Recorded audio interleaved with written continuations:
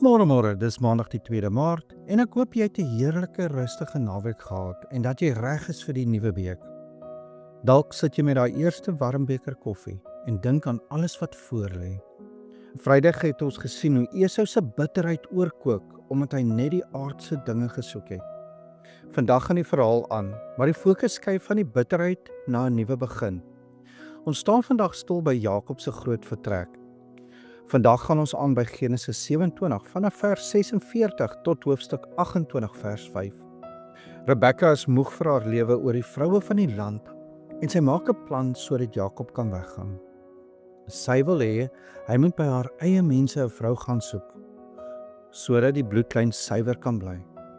Isak roep Jakob dan nader en hy gee vir hom nie net 'n opdrag nie, maar hy gee hom die grootste skat denkbaar. Hy sê, en mag God die Almagtige jou seën. Nou in die oorspronklike Hebreëus is die naam vir God hier El Shaddai.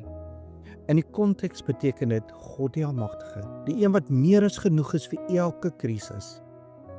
Dit is 'n teken van 'n lewe wat binne die direkte genade en beskerming van die Here staan. Maar die regte wonder lê in vers 4. Jakob ontvang die seën van Abraham. Die belofte wat God jare gelede vir sy oupa gegee het, word nou sy eie bagasie vir die pad. Jy wonder dalk, hoekom Jakob nou skielik so geseën word? Dit is omdat God se plan vir die nageslag in die land nie deur menslike swakheid gekeer word nie. Jakob was daardie tipiese tweede generasie kind, wat nou moet leer om self saam met God te loop.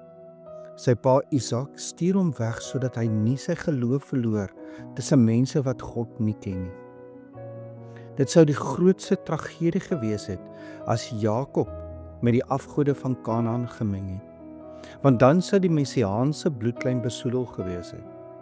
Hy moes gaan om te gaan haal wat God vir hom voorberei het, want die Here kyk na die toekoms, nie net na jou foute van gister nie.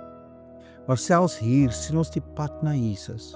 Jakob word deur sy vader uitgestuur na 'n vreemde land om vir homself 'n vrou te gaan soek. Net so het God die Vader sy seun Jesus Christus na hierdie wêreld gestuur om vir homself 'n bruid te wen. Jesus het die veiligheid van die hemel verlaat sodat hy jou kon kom haal. Waar Jakob moes vlug weens sy eie planne, kom Jesus Christus om vir ons planne te betaal. Hy is die ware El Shaddai, wat vir jou alles geword het wat jy nodig het. Moenie vandag jou krag mors om te vrees vir die pad wat voor lê nie. Kyk op na Jesus, jou middelaar. Hy het die pad vir jou reggemaak, sodat jy in die seën van Abraham kan stap en 'n vrede kan vind wat alle verstand te bowe gaan. Kom ons bid saam. Here onsse God, U is El Shaddai, die Almagtige wat meer as genoeg is vir ons.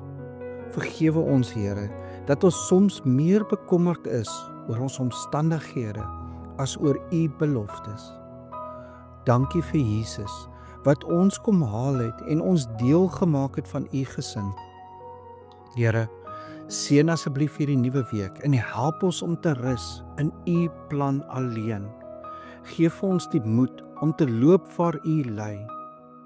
Ons bid dit in die naam van Jesus Christus, ons Verlosser, en deur die kragtige werking van die Heilige Gees. Amen. En onthou vandag, jy is dalk die Bybel wat iemand vandag moet ontmoet. Moenie dat die onsekerheid van die pad jou keer om die seën van Jesus vandag deur jou te laat skyn nie. Ek hoop jy het 'n geseënde Maandag.